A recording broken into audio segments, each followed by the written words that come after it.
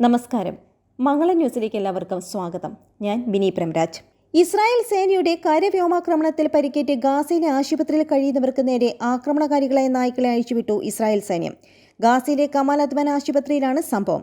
ആശുപത്രിയിൽ നടത്തിയ റെയ്ഡിനിടെ ഇസ്രായേൽ സേന ബുൾഡോസറുകൾ ഉപയോഗിക്കുകയും ആക്രമണകാരികളായ നായ്ക്കളെ അഴിച്ചുപിടിക്കുകയും ചെയ്തുവെന്നും അതിൽ അന്വേഷണം വേണമെന്ന് ഗാസ ആരോഗ്യ ഉദ്യോഗസ്ഥർ ആവശ്യപ്പെട്ടു. ദിവസങ്ങളോളം ഉപരോധിക്കുകയും ഷെല്ലാക്രമണം നടത്തുകയും ചെയ്ത ശേഷമാണ് ഇസ്രായേൽ സൈന്യം ആശുപത്രിയിൽ റെയ്ഡ് നടത്തിയത്.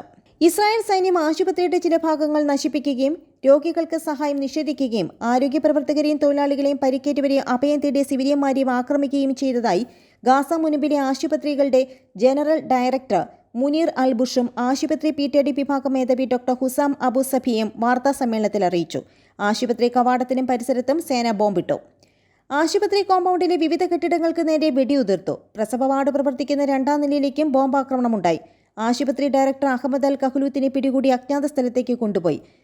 ആശുപത്രിയിൽ അഭയം തേടിയ സിവിലിയന്മാരെയും ആരോഗ്യ പ്രവർത്തകരെയും നഗ്നരാക്കി ഒരു വലിയ കുഴിയിലേക്ക് തള്ളിയിടുകയും ആക്രമണകാരികളെ നായ്ക്കളെ അവർക്ക് നേരെ അഴിച്ചുപിടിക്കുകയും ചെയ്തു.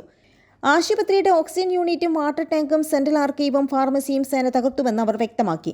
ആശുപത്രിയുടെ മുറ്റത്ത് ബുൾഡോസർ ഉപയോഗിച്ച് വലിയ കുഴി കുഴിച്ച് ഇസ്രായേൽ സേന അവർ കൊന്ന 12 പേരുടെ മൃതദേഹങ്ങൾ അതിലേക്ക് വലിച്ചെറിയുകയും ചെയ്തു. കുഴിയിലെറിയപ്പെട്ടവരിൽ പരിക്കേറ്റവരിൽ ആരെങ്കിലും ഉണ്ടോ എന്ന് ഞങ്ങൾക്കറിയില്ല എന്നും അദ്ദേഹം വ്യക്തമാക്കി.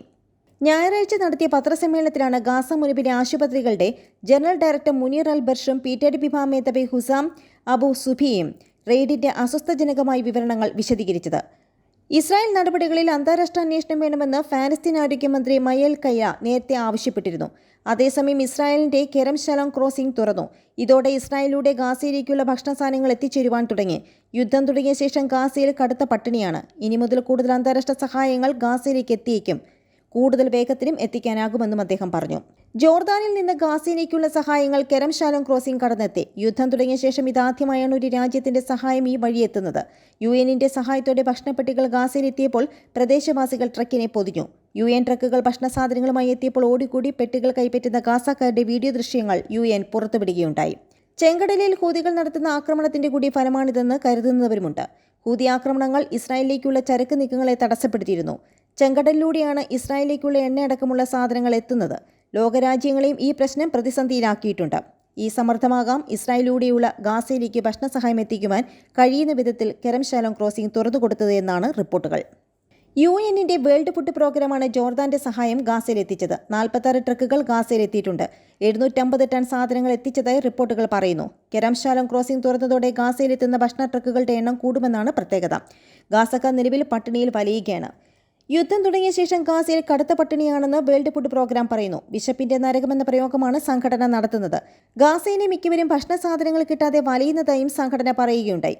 അതേസമയം ബന്ദികളെ വിട്ടുകിട്ടാൻ പരമാവധി വിട്ടുവീഴ്ചയ്ക്ക് ഒരുക്കമാണെന്ന് ഇസ്രായേൽ അറിയിച്ചെങ്കിലും ആക്രമണം അവസാനിപ്പിക്കാതെ ചർച്ചയില്ലെന്ന നിലപാടിൽ ഉറച്ചു ഹമാസ്. 2 ആഴ്ച മുതൽ 1 മാസം വരെ വെടിനിർത്താമെന്ന നിർദ്ദേശവും മധ്യസ്ഥ രാജ്യങ്ങളെ അറിയിച്ചതായി ഇസ്രായേൽ മാധ്യമങ്ങൾ. പരമാവധി സിവിലിയൻ കുരുതി ഒഴിവാക്കാനും ഗസയിൽ കൂടുതൽ ഉൽപ്പന്നം എത്തിക്കുവാനും ഇസ്രായേലിനോട് നിർദ്ദേശിച്ചതായി US state secretary Antony Blinken പറഞ്ഞു. ഗാസയിൽ മരണം 20,000 കടന്നു. അമേരിക്കയുടെ വീറ്റോ ഒഴിവാക്കാൻ രക്ഷാസമിതിയുടെ വോട്ടിംഗ് വീണ്ടും മാറ്റി. യമനെ ആക്രമിച്ചാൽ തിരിച്ചടിക്കുമെന്ന താക്കീതുമായി ഹുത്തികൾ രംഗത്ത് വന്നു. യുദ്ധം നിർത്തണമെങ്കിൽ ഹമാസ് ആയുധം താഴെ വെക്കണമെന്നും ഒക്ടോബർ 7 ആക്രമണത്തിന് ഉത്തരവാദികളായവരെ കൈമാറണമെന്നുമാണ് ഇസ്രായേൽ സൈനിക മേധാവിയുടെ നിലപാട്.